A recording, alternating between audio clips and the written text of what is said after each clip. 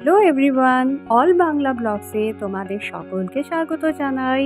আজকে আমি আমাদের সবার প্রিয় একটি সুইট ডিশ রেসিপি নিয়ে চলে এসেছি।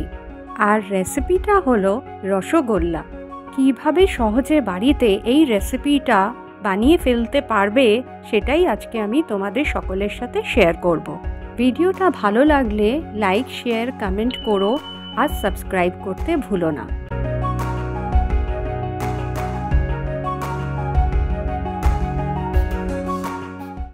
প্রথমেই আমি রসগোল্লা বানাবার জন্য একটি পাত্রে 1.5 লিটারের মতো দুধ নিয়ে নিয়েছি। রসগোল্লার রেসিপিটা গরুর দুধে কিন্তু সব থেকে ভালো হয়, কিন্তু আমি প্যাকেটের দুধ ইউজ করেছি। দুধটা এবার গরম করার জন্য আমি গ্যাসে বসিয়ে দিলাম। আমি একটি কাপের মধ্যে সামান্য জল আর 2 চামচ ভিনেগার মিশিয়ে নিলাম। এবার আমার দুধটা গরম হয়ে গেছে। একদিকে আমি এই ভিনেগারটা ঢালতে থাকবো আর একদিকে আমি হাতা দিয়ে এটা নাড়াতে থাকবো। তাহলে দেখো বন্ধুরা, আস্তে আস্তে দুধটা কিভাবে ফেটে যাচ্ছে।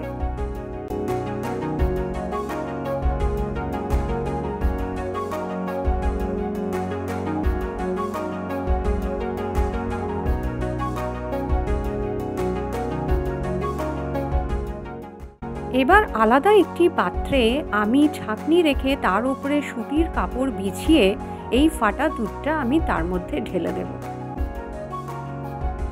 এবার সামান্য জল চিপে এবার আমি নর্মাল জলে এটা ধুয়ে ফেলবো, যাতে ভিনিগারের টেস্টটা বেরিয়ে যায়।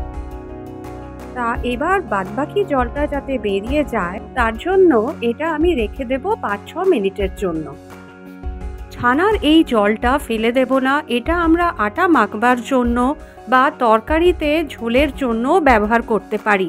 এতে কিন্তু সেটা খুব টেস্ট হয় আর রুটি খুব সফট হয়। এবার আমি কড়াইয়ের মধ্যে প্রায় 1.5 কাপের মতন চিনি দিয়ে দেব। সেই হিসেব মতন আমি 4.5 কাপ জল দেব। জল দেওয়ার পর এটা বেশি স্টিকি হবে না, এটাকে আমরা পাতলাই রাখবো। এবার আস্তে আস্তে করে এটা আমি নাড়াতে থাকব।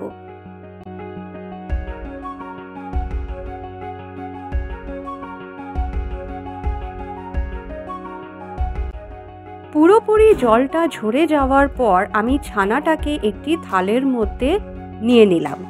এবার আমি ছানাটাকে ভালো করে মেখে নেব।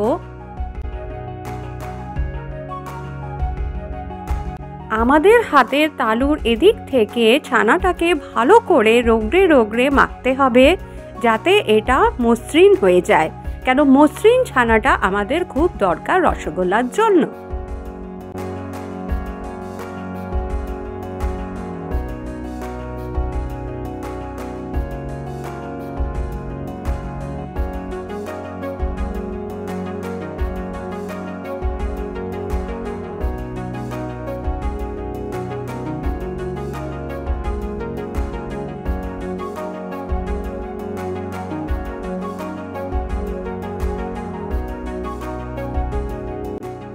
আমাদের এই ছানাটা দেখো বেশ সুন্দর করে মাখা হয়ে গেছে আর বেশ মসৃণও হয়েছে।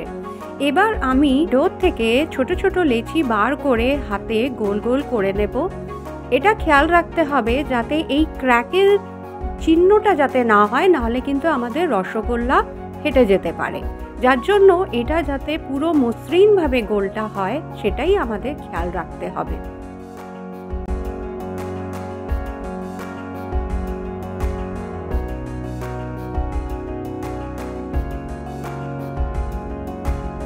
চিনির শিরাটা যে আমরা বানিয়েছিলাম সেটা আমাদের পুরোপুরি হাই ফ্লেমে রাখতে হবে। সেই ফুটন্ত শিরাটার মধ্যে আমি এবার একটা একটা করে বলস দিয়ে দেব। এটা আমাদের খেয়াল রাখতে হবে কোনো হাতা বা খুন্তি দিয়ে নয়, বরঞ্চ একটা চামচের সাহায্যে আমাদের হালকা হালকা করে বলসগুলোকে নাড়াতে হবে। আর মাঝে মাঝে শিরাগুলো বলসের ওপর দিয়ে দিয়ে দিতে হবে, যাতে সবটাতেই যেন শিরাগুলো ঢোকে। প্রথম থেকেই এটা পুরোপুরি হাই ফ্লেমে আমাদের গ্যাসটা রাখতে হবে। আমাদের রসগোল্লাগুলোকে এই শিরার মধ্যে 8 থেকে 9 মিনিটের জন্য ফুটতে দিতে হবে হাই ফ্লেমের মধ্যে। 8 থেকে 9 মিনিটের পর গ্যাসটাকে সিম করে ঢেকে দিতে হবে প্রায় 5 মিনিটের জন্যে। দেখো রসগোল্লা বেশ বড় বড় হয়ে গেছে। আর একটা চামচে আমাদের একটা রসগোল্লা তুলে দেখতে হবে। এটা যখন এই যে আঙ্গুল দিয়ে দেখছি, দেখো চেপে যে আবার উঠে যাচ্ছে, তার মানে কি রসগোল্লাটা আমাদের রেডি হয়ে গেছে। এবার আমি একটা বোলের মধ্যে রসগোল্লাগুলোকে একটা একটা করে তুলে নেব। তাহলে বন্ধুরা, কত ইজি না এই রেসিপিটা, তোমরাও কিন্তু একবার ট্রাই করো। আর এটা কিন্তু যেমন দেখছো তেমনি সফটও হয়েছে আর খুব টেস্টিও হয়েছে।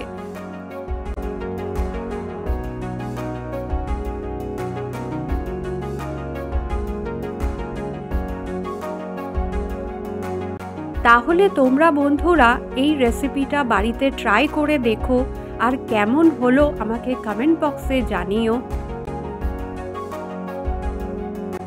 এই রসগোল্লা এবার রেডি টু সার্ভ। আর দেখো কত সফট হয়েছে ভেতর থেকে, খেতেও কিন্তু খুব টেস্টি হয়েছে। তো বন্ধুরা, তোমরা এই রেসিপিটা অবশ্যই ট্রাই করো। দেখা হচ্ছে পরের নতুন ব্লগে। ভালো থেকো, সুস্থ থেকো।